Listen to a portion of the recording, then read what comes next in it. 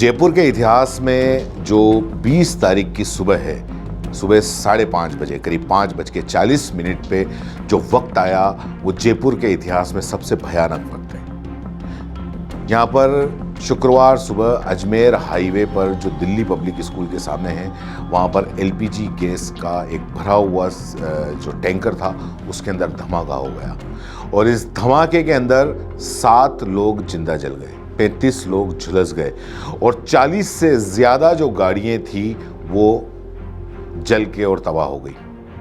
मतलब आप ये समझ लीजिए कि जो टैंकर जहाँ पर था, उसके 1 किलोमीटर के अंदर अंदर जितनी भी जो गाड़ियाँ वगैरह थी, उन सब के अंदर आग लग गई,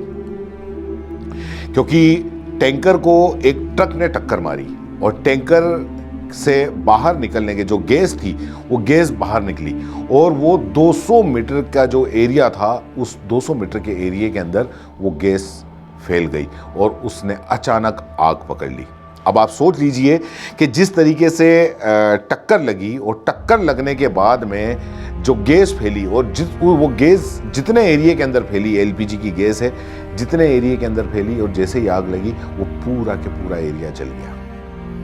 मतलब जो पूरा इलाका है वो एक तरीके से आग का गोला बन गया। आप ये स्क्रीन के ऊपर आप देख सकते हैं कि किस तरीके से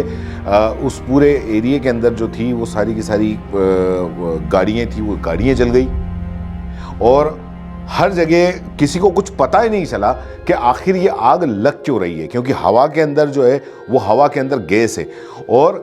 गैस ने अचानक से आग पकड़ ली। किसी को कोई सूद नहीं बचा। हम कई इसमें जो वीडियो हैं वो बता नहीं सकते आपको, जिस तरीके से लोग बाग जो जिंदा जिस तरीके से जले हैं और उनके जो वीडियो फोटो जो आए हैं वो हम आपको स्क्रीन के ऊपर नहीं दिखा सकते। लेकिन आप ये समझ लीजिए कि जो जयपुर और अजमेर का जो हाईवे है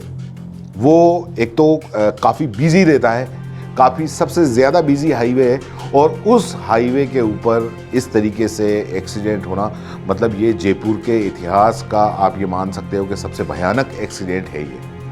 जानकारी के अनुसार टैंकर सुबह करीब अजमेर से जयपुर की ओर आ रहा था और करीब 5:44 पे दिल्ली पब्लिक स्कूल के सामने वो वापस अजमेर की ओर यू टर्न ले रहा था और इसी दौरान जयपुर से एक ट्रक आ रहा था और वो ट्रक टैंकर से भिड़ गया। हादसे में जैसे ही वो भिड़ा और जो गैस थी टैंकर की वो निकलने लग गई और अचानक से उसमें फिर आग लग गई, क्योंकि गैस जब हवा के अंदर निकलेगी और इतनी ज़्यादा तादाद के अंदर जब गैस निकलेगी तो कहीं ना कहीं वो आग पकड़ेगी और वो पूरा एरिया एक तरीके से वो मतलब आग का गोला बन गया, जो इतना एरिया था जो 100-200 मीटर। यहाँ लोग बाग तो ये भी कह रहे हैं कि करीब जो 1 किलोमीटर का एरिया था, वो पूरे 1 किलोमीटर के एरिया के अंदर जगह जगह आग लग गई। आसपास की जितनी भी गाड़ियाँ थी वो सारी के सारी जल के राख हो गई। इसमें कई लोग अपनी जान बचा के भाग गए जिन्हें मौका मिला, लेकिन जिनको मौका नहीं मिला, क्योंकि सुबह सुबह का वक्त था, जिनको मौका नहीं मिला वो जिंदा जल गए। कई लोग इतने भयंकर झुलस गए,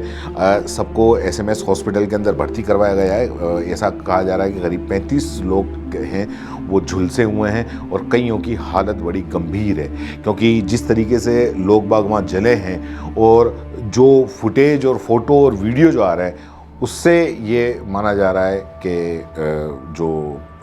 ये जो 7 का आंकड़ा है, जो 7 जिंदा जले हैं, उनकी संख्या बढ़ सकती है। अभी मैं खबर पढ़ रहा हूँ और खबर पढ़ते ही अभी जो अपडेट आया है वो अपडेट ये है कि जो 7 जले थे उसकी जगह 8 लोग की मौत हो गई है। 40 से ज़्यादा गाड़ियाँ आग की चपेट के अंदर आ गई हैं। कई गाड़ियाँ ऐसी थी कि इनमें से लोगों को बाहर निकलने का मौका तक नहीं मिला। टैंकर के जो पीछे चल रही थी एक स्लीपर बस और हाईवे के किनारे पर एक मौजूद जो पाइप फैक्ट्री थी वो भी पूरी की पूरी जल गई। धमाके और आग की वजह से हाईवे बंद कर दिया गया। दमकल वहाँ पर पहुँचे, लेकिन रेस्क्यू के अंदर काफ़ी परेशानी आई, क्योंकि गैस कहीं एक जगह से निकल नहीं रही थी, वो हर जगह फैली हुई थी और जगह जगह वहाँ पर जितने भी थे वो गाड़ियों के अंदर आग लगी हुई थी। 100 मीटर दूर जो क्रूड ऑयल की जो पाइपलाइन थी गेल इंडिया लिमिटेड के डीजीएम फायर एंड सेफ्टी, वो जो सुशांत सिंह है उन्होंने बताया कि घटनास्थल से सिर्फ 100 मीटर की दूर पर गेल की पाइपलाइन गुजर रही थी। वहाँ BPCL का जो LPG से भरा हुआ टैंकर जा रहा था, जिससे लोडेड कंटेनर ने आकर टक्कर मार दी और जिसके बाद में लिक्विड के रूप में LPG निकल कर फैल गई और इस वजह से ये पूरा के पूरा एरिया जो था वो आग का गोला यानी कि एक पूरा के पूरा फायर बॉल बन गया। मतलब सुशांत सिंह जो थे उन्होंने ये भी बताया कि हादसे के कारण जब LPG बाहर आई तो उसने अपने आप आग पकड़ ली, क्योंकि जब टक्कर लगी तो संपर्क हुआ था और ब्लास्ट की सूचना मिलते ही 30 से ज़्यादा एम्बुलेंस और फायर ब्रिगेड की जो गाड़ियां थी वो मौके पर पहुंच गई। सभी घायलों को जयपुर के सवाई मानसिंह हॉस्पिटल के अंदर एडमिट कराया गया है। इधर जो मुख्यमंत्री हैं भजनलाल शर्मा, उप मुख्यमंत्री प्रेमचंद बेरवा और कई मंत्री घटनास्थल पर पहुंचे हैं और तो और कई जो मुख्यमंत्री हैं वो हॉस्पिटल के अंदर भी गए। हॉस्पिटल के अंदर जाके उन्होंने सारे घायलों का और उन सब का है वो जायज़ा लिया। कुल मिलाकर ये जो आज जो 20 तारीख की जो सुबह है वो राजस्थान के लिए भी नहीं और जयपुर के लिए भी नहीं, बिल्कुल भी शुभ नहीं। मतलब ये अपने आप में एक इतना बड़ा भयानक हादसा है कि आपका सोच के आपकी रूह कांप जाएगी कि आप सोचिए कि 1 किलोमीटर के रेडियस के अंदर किस तरीके से सारी गाड़ियाँ थी, मतलब उनमें आग लगती है और जो गैस है वो गैस पूरे एरिया के अंदर फैल गई। वो तो ये ठीक रहा,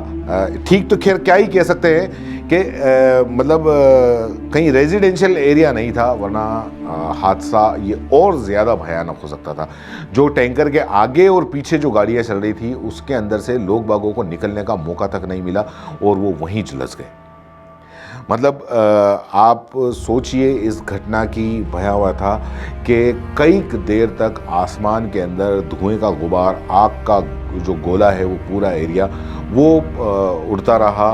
और जो वीडियो फोटो जितने भी आ रहे हैं वो काफ़ी डराने वाले और काफ़ी भयानक हैं। इस खबर को लेके जो भी अपडेट होगी हम आपको लगातार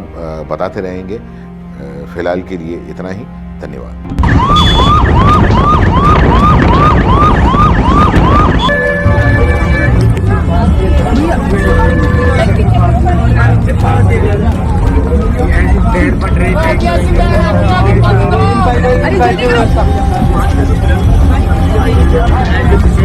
अरे